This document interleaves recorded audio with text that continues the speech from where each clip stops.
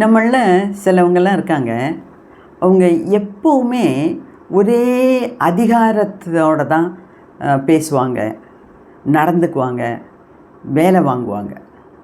அது எல்லாருக்கும் ஒத்து வர்ற ஒரு சுபாவம் கிடையாது.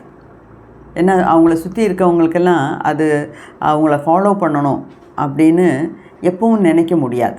ஆக்சுவலாக சொல்லப்போனால் பெரிய அதிகாரத்தில் இருக்கவங்க கூட வினயத்தோட, அமைதியாக, சந்தோஷமாக, கொஞ்சம் சிரித்து சமாதானமாக மற்றவங்கள சொல்லி புரிய வச்சு அவங்கள்ட்ட தட்டி கொடுத்து வேலை வாங்கிறது தான் நல்ல ஒரு விதமான ஒரு அதிகாரிக்கு சொல்லப்பட்டிருக்கிறது ஒரு. ஆனால் என் கையில் அதிகாரம் இருக்குது, என் கையில் பவர் இருக்குது அப்படின்னு சொல்லி எப்போ பாரு மற்றவங்கள அடக்கி தன்னோட அதிகார தோரணையிலே வேலை வாங்கணும், எல்லா வேலையும் செய்ய வைக்கணும் அப்படின்னு நினச்சா அது கொஞ்சம் எல்லை கடந்த ஒரு சுபாவம்.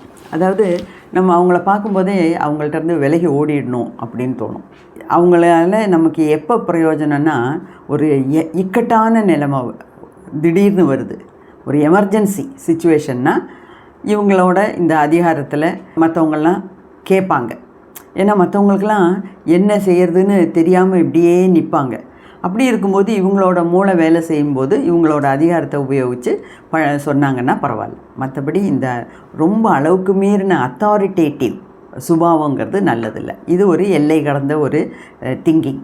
அதுக்கு கூட ஆனால் ஃப்ளவர் ரெமிடிஸில் பரிகாரம் உண்டு. அதுதான் நான் சொல்ல வரேன். ஸோ உங்களுக்கு யாருக்காவது அப்படி இருந்ததுன்னா ஒரு வாட்ஸ்அப்பில் ஒரு சேட் க்ரியேட் பண்ணுங்கள், அதுக்குண்டான ரெமிடியை தரேன்.